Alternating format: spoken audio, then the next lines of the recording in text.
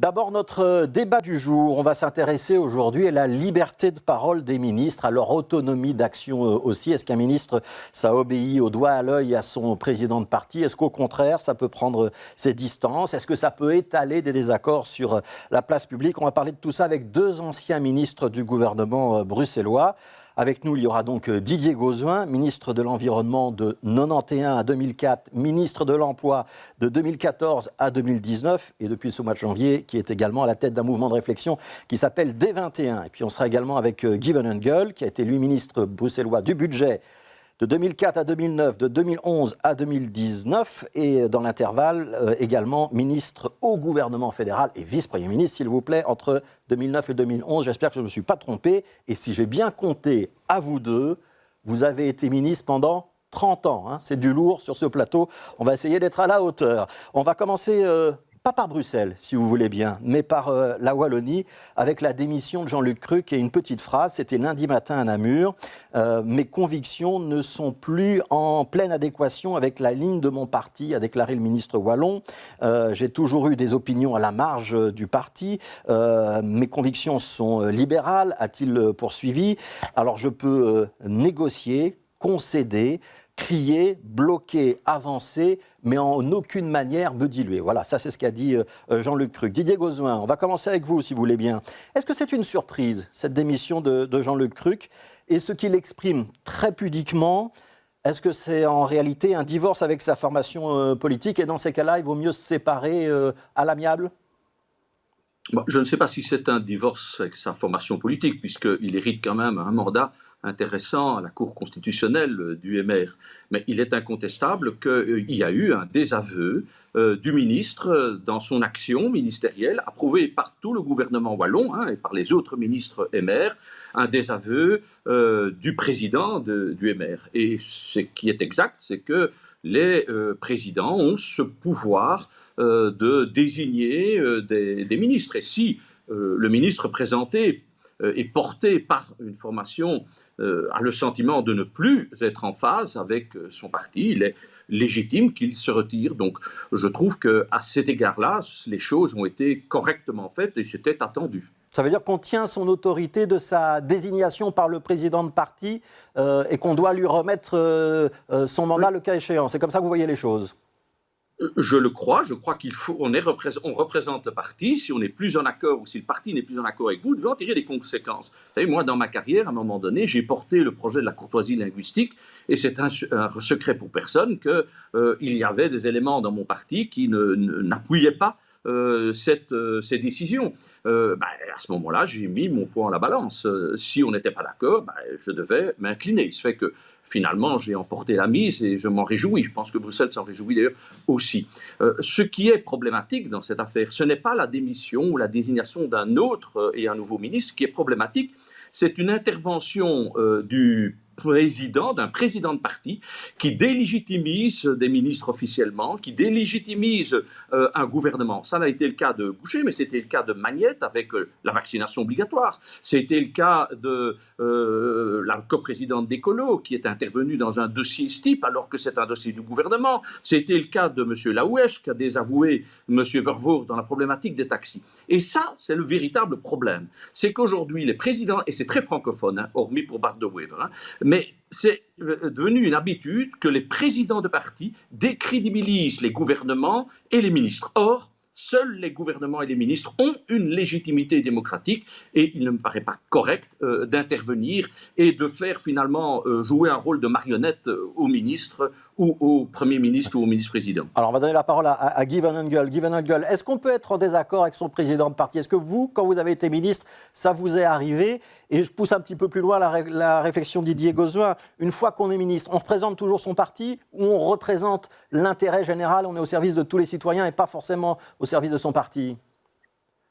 En principe, à ce moment-là, une fois qu'on est ministre et quand on est dans une fonction exécutive, on représente l'ensemble de la population et pas uniquement son parti. Et il m'est arrivé à plusieurs reprises, tout le monde le sait, d'être en désaccord avec les prises de position de la direction de mon parti et de continuer mon travail. la légitimité, naturellement, provient de la confiance qui est donnée au Parlement, et c'était le problème avec notre collègue Krukke. Aussi au sein de l'Assemblée parlementaire wallonne, il y avait un souci au sein de son groupe qui soutenait plutôt la position du président de parti plutôt que la position du ministre. Et à ce moment-là, naturellement, il faut agir, et je crois que la démarche qu'a fait M. Krukke est une démarche très courageuse et très honorable. C'est de dire à un certain moment, je suis en désaccord avec mon groupe et mon président de parti, je me retire. Ouais. Guy Van Engel, je vous pose une question peut-être plus personnelle, si vous voulez bien. On sait que vous avez été en désaccord parfois avec la direction nationale de l'Open VLD, que les libéraux néerlandophones de Bruxelles ne défendaient pas les mêmes thèses que les libéraux néerlandophones flamands. Comment ça se passe dans ces cas-là? Vous estimez que vous devez tenir bon, et si ça avait été trop loin, vous auriez dû vous démettre? C'est un rapport de force? C'est un rapport auquel moi j'ai toujours tenu à avoir la confiance de mon groupe parlementaire et de l'Assemblée parlementaire en général. Et donc, naturellement, après un certain temps, le poids des uns et des autres au sein d'un parti est assez peut-être différent. Et comme vous le savez, ces prises de position qui étaient légèrement différentes de celles de mon parti national étaient plutôt passait bien du côté bruxellois auprès de mon électorat et de mes gens. Et donc, mon parti n'a jamais demandé ma démission ou n'a jamais poussé le bouchon jusque-là. Ouais. Guy Van Engel, quand Didier Gozman dit c'est une maladie très francophone, l'intervention quasi systématique des présidents de parti, vous êtes d'accord avec lui? On ne voit pas ça côté flamand?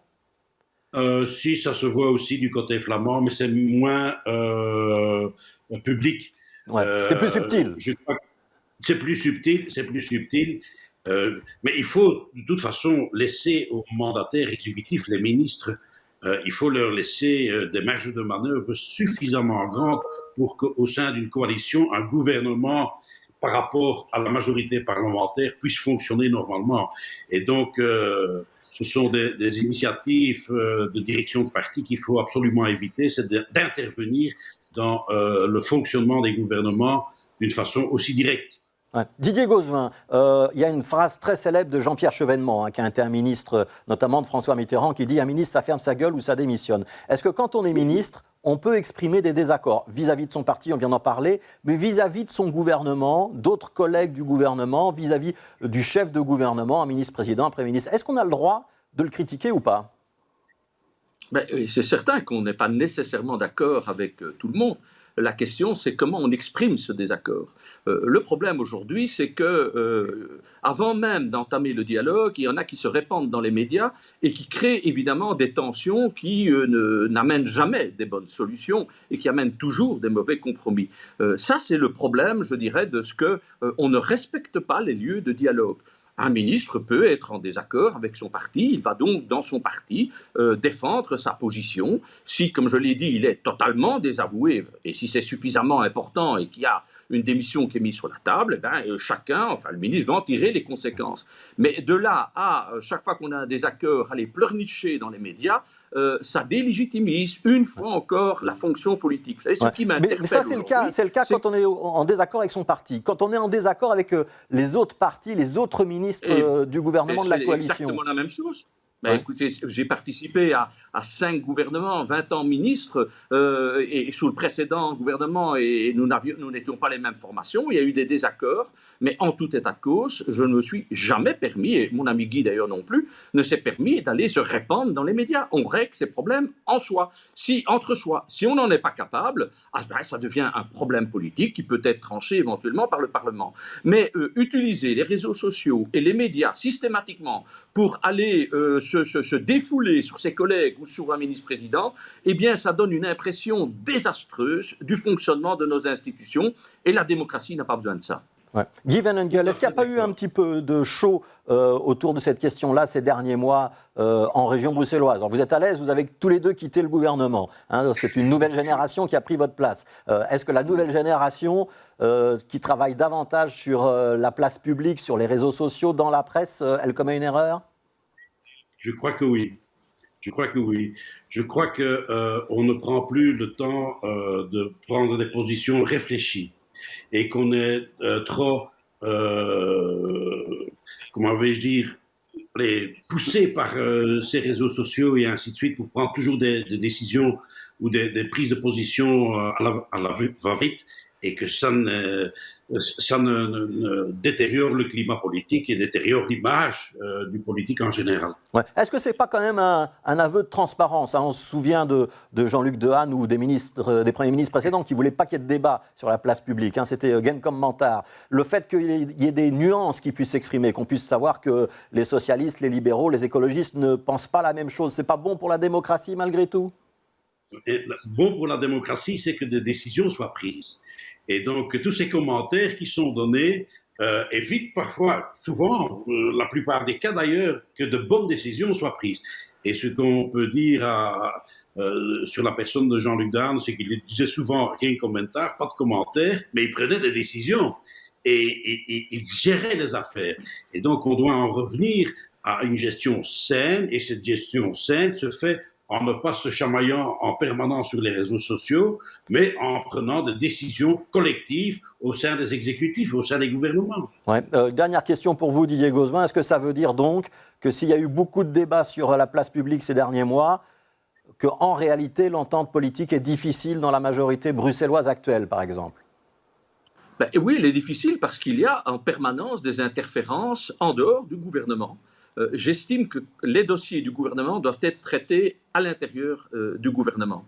Il est inacceptable que des personnes qui n'ont pas la légitimité du Parlement, les présidents de parti, interviennent sur des questions concrètes et pratiques. Qu'on fasse savoir à son ministre ce qu'on souhaite, qu'on tente d'arriver à une solution, mais ce n'est pas acceptable que sur la place publique, on traite finalement les ministres ou les chefs de gouvernement comme de simples notaires, voire des concierges.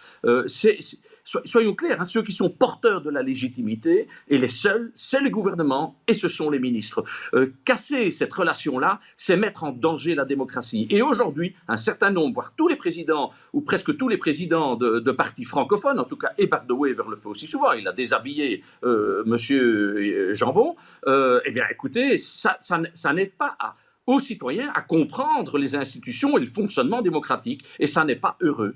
Voilà, merci beaucoup. Ce sera la conclusion de ce débat. Chacun doit rester à sa place, si j'ai bien compris. Merci beaucoup, Guy Van Engel. Merci beaucoup, Didier Gauzouin.